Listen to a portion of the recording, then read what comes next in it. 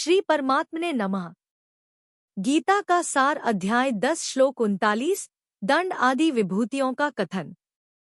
क्या आप जानते हैं भगवान श्री कृष्ण खुद को सभी प्राणियों का उद्गम क्यों कहते हैं?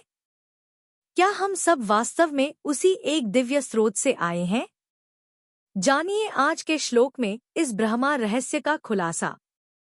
जय श्री कृष्ण। स्वागत है आपका गीता का सार जगत का सार में। भारतीय जीवन दर्शन की दृष्टि से किसी भी ग्रंथ की वास्तविक उपयोगिता इस बात पर निर्भर करती है कि वह मानव को उसके परम लक्ष्य तक पहुंचाने में कितनी सहायक सिद्ध होती है। इस कसौटी पर अगर कोई ग्रंथ सर्वाधिक खरा उतरता है तो वह है श्रीमद्भगवद्गीता। यह न केवल हमें जीवन जीने की कला सिखाती है बल्कि आत्मा की मुक्ति का मार्ग भी प्रशस्त करती है। अब रुकिए, एक सवाल है आपसे। क्या आप सच में इस दिव्य ज्ञान को अधूरा छोड़ना चाहेंगे? थोड़ा सोचिए। जब किसी को स्वयं प्रभु की वाणी सुनने का अवसर मिलता है तो क्या वह अवसर यूं ही जाने देना चाहिए? अगर आप अब तक हमें सुन रहे हैं तो समझ लीजिए, यह कोई संयोग नहीं बल्कि प्रभु की विशेष कृपा है। आपके कानों तक जो शब्द पहुंच रहे हैं वो सिर्फ आवाज नहीं, वो उस परम चेतना का संदेश है जो आपको जगाने आई है। हम तो बस माध्यम हैं, असली संदेशवाहक तो स्वयं भगवान श्री कृष्ण हैं। तो बोलिए, क्या आप इस अमूल्य अवसर को अधूरा छोड़ देंगे या हमारे साथ अंत तक इस यात्रा में जुड़ेंगे? वीडियो को अंत तक देखें क्योंकि आखिर में मिलेगा एक सवाल और सही उत्तर पर रिवॉर्ड। लाइक करें, शेयर करें और सब्सक्राइब जरूर करें। हम सब मिलकर प्रभु के संदेश को जनवरी से जनवरी तक पहुंचाएं। पिछले श्लोक में श्री कृष्ण ने बताया कि वे नीति, मौन और ज्ञान में प्रकट होते हैं। आज जानिए कैसे वे हर एक जीव के उद्गम ओरिजिन है। टुडेज श्लोक चैप्टर 10 श्लोक 39 यच्चापि सर्वभूताना बीजन तदहम अर्जुन न तदस्ति विना यत्स्यन् मया भूतं चराचरम। टुडेज इंट्रोडक्शन लर्निंग भावार्थ मीनिंग। श्री कृष्ण कहते हैं, हे अर्जुन, मैं ही समस्त प्राणियों का बीज, मूल कारण हूँ। चर और अचर कोई भी वस्तु मुझसे अलग नहीं है। सीख क्या मिलती है? हम सब में भगवान का अंश है। कोई वस्तु, कोई जीव भगवान से रहित नहीं है। हर जीवन रूप की शुरुआत का मूल परमात्मा है। भक्ति, सेवा और आत्मचिंतन से ही जुड़ सकते हैं उस दिव्यता से। श्री हरि बोलो। ग्रंथराज श्रीमद्भगवद्गीता जी की जय। गीता सुगीता कर्तव्या किमन्यः शास्त्र विस्तरया या स्वयं पद्मनाभस्य मुख पद्माद्विनीयः श्रिता। अथ ध्यानम्। शांताकारं भुजग शयनं पद्मनाभं सुरेशं विश्व आधारं गगन सदृशं मेघवर्णं शुभांगम्। लक्ष्मीकांत कमल नयन योगिभिः ध्यान गम्यं वंदे विष्णु भव भयहरं सर्व लोकैकनाथम्। यं ब्रह्मा वरुणेन्द्र रुद्रमृतः स्तुन्वन्ति दिव्यैः स्तवैर्वेदैः सांग पद क्रमोपनिषदे गायन्ति यं सामगाः।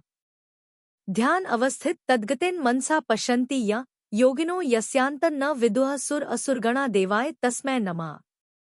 वसुदेव सुतं देव कंस चाणूरमर्दनम् देवकी परमानंदम कृष्ण वंदे जगद्गुरुम्। सर्वरूप से प्रभाव सहित भगवान के स्वरूप का कथन। श्लोक 39 यच्चापि सर्वभूताना बीजं तदहम अर्जुन न तदस्ति विना यत्स्यान् मया भूतं चराचरम्।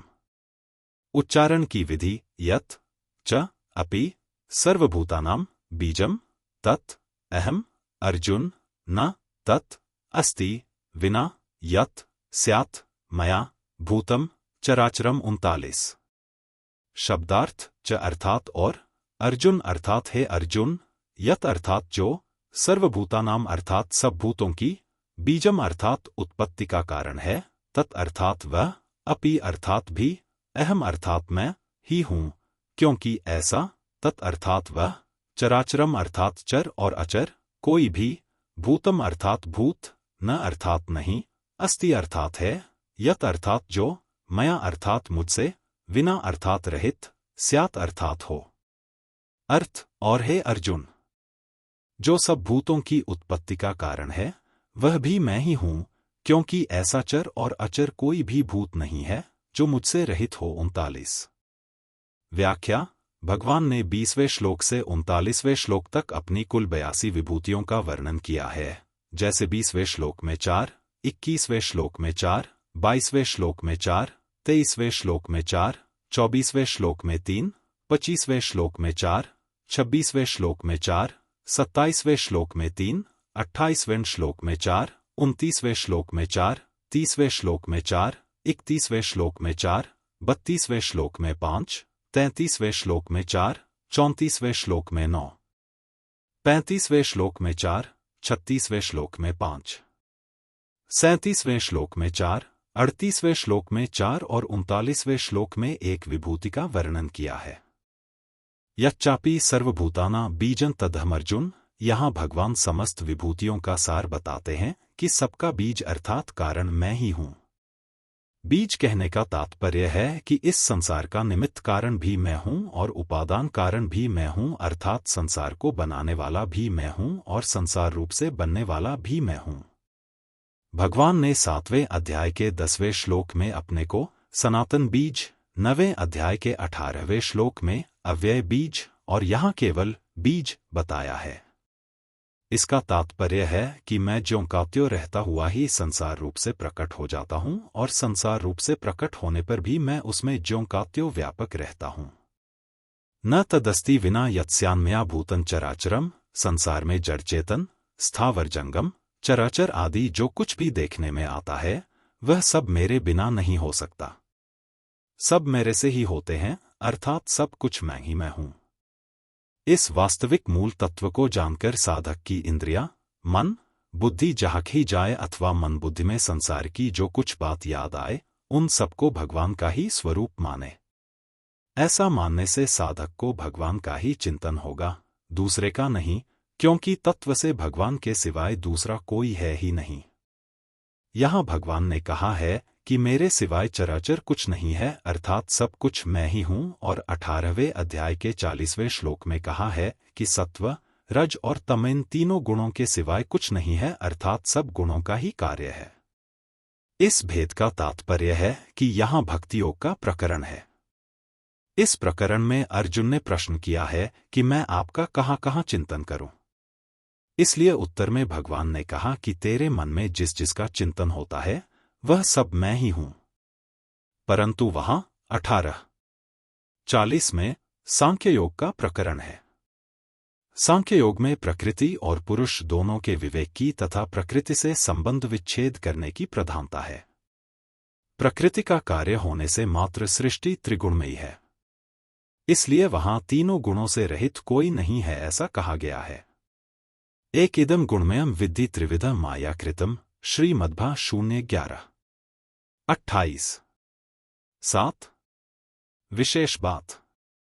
भगवान ने अहमात्मा गुणाकेश 10:20 से लेकर बीजं तदहम् अर्जुन 10:39 तक जो 82 विभूतियां कही हैं उनका तात्पर्य छोटा बड़ा, उत्तम मध्यम अधम बताने में नहीं है, प्रत्युत यह बताने में है कि कोई भी वस्तु, व्यक्ति, घटना, परिस्थिति आदि सामने आए तो उसमें भगवान का ही चिंतन होना चाहिए।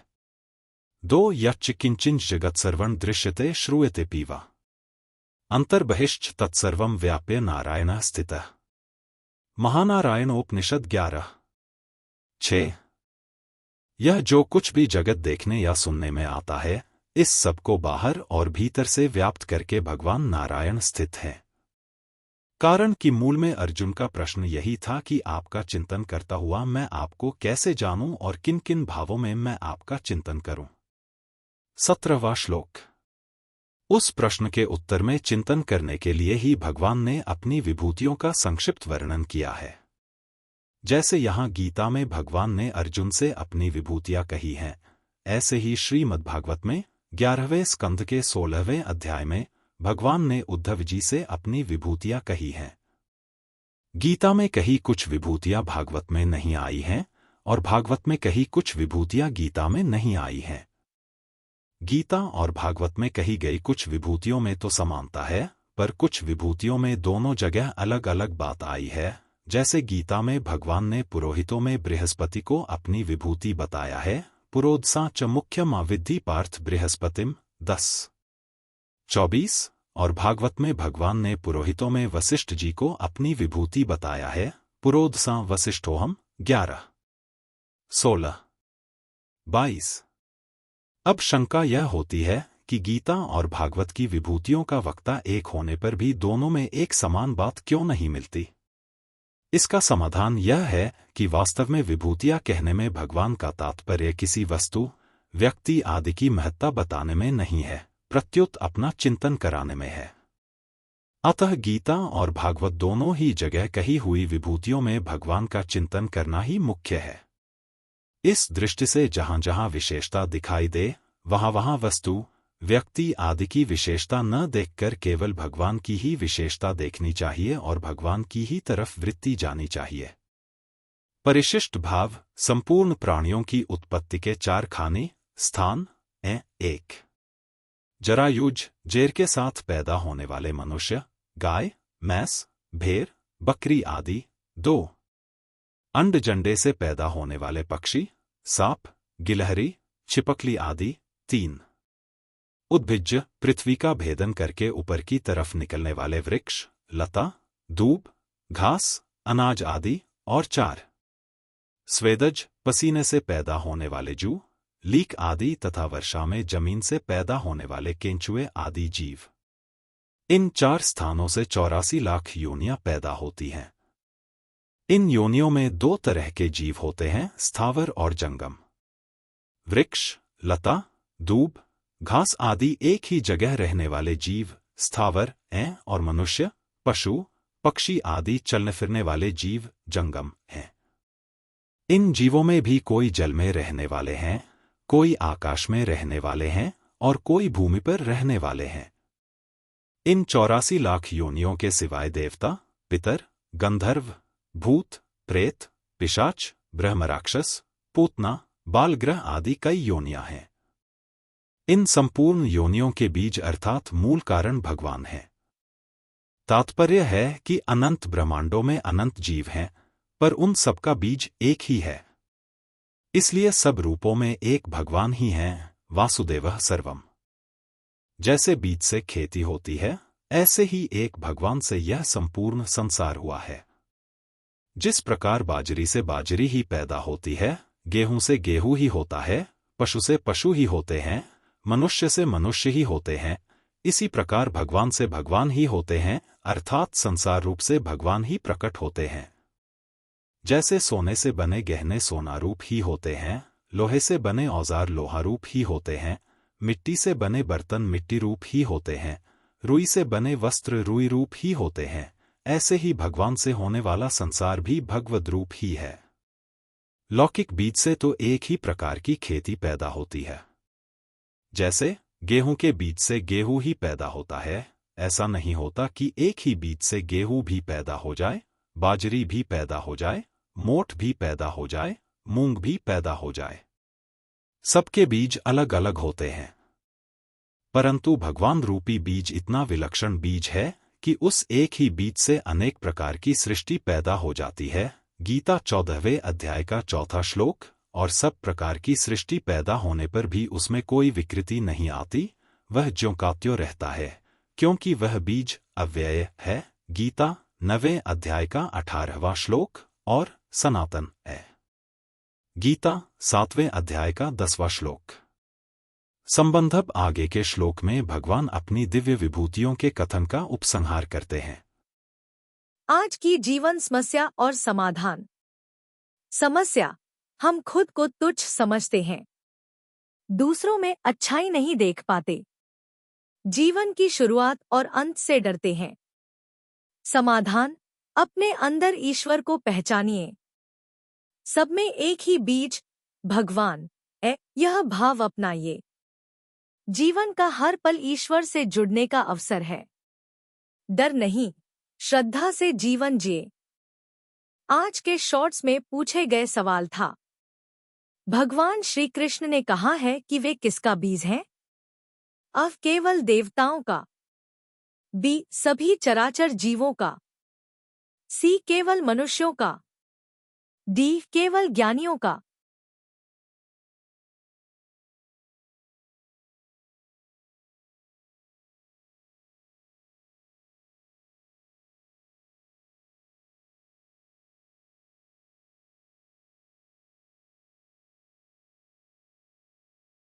आज के शॉर्ट्स में पूछे गए सवाल का सही उत्तर है।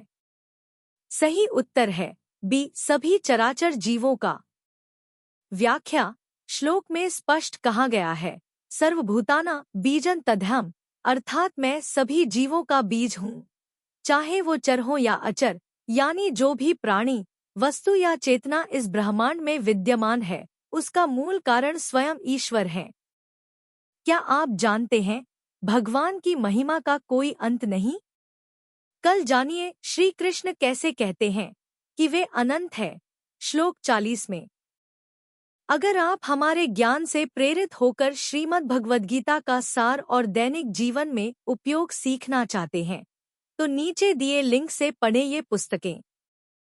Wooden holy book stand box, Shrimad Bhagavad Gita Hindi टीका के साथ, मोटे अक्षर, speaking Bhagavad Gita in 16 languages, Shrimad Bhagavad Gita Tattvavivechani Hindi टीका पैडछेड़ अन्वाया सहित। हर दिन हम गीता के एक नए श्लोक की गहराई से व्याख्या करते हैं, जिससे आपको आध्यात्मिक और व्यावहारिक जीवन में मार्गदर्शन मिले। कमेंट करें और अपने अनुभव साझा करें। क्या आपने कभी गीता से किसी समस्या का समाधान पाया है? कहते हैं कि अगर आप किसी समस्या से गुजर रहे हैं, तो श्रीमद् भगवद गीता का चमत्कारिक प्रभाव यही है कि प्रभुजी का नाम लेकर कोई भी पृष्ठ खोलें और उसके दाहिने पृष्ठ पर जो पहली पंक्ति होगी, वही आपकी समस्या का समाधान होगी। क्या आपने कभी इसे आजमाया है? अगर हाँ, तो हमें बताएं कि आज आपने कौन सा श्लोक पढ़ा और उससे क्या सीखा। कमेंट करें और अपने अनुभव हमारे साथ साझा करें। हो सकता है कि आपका अनुभव किसी और के लिए मार्गदर्शन बन जाए। चैनल को सब्सक्राइब करें और बेल आइकन दबाएं।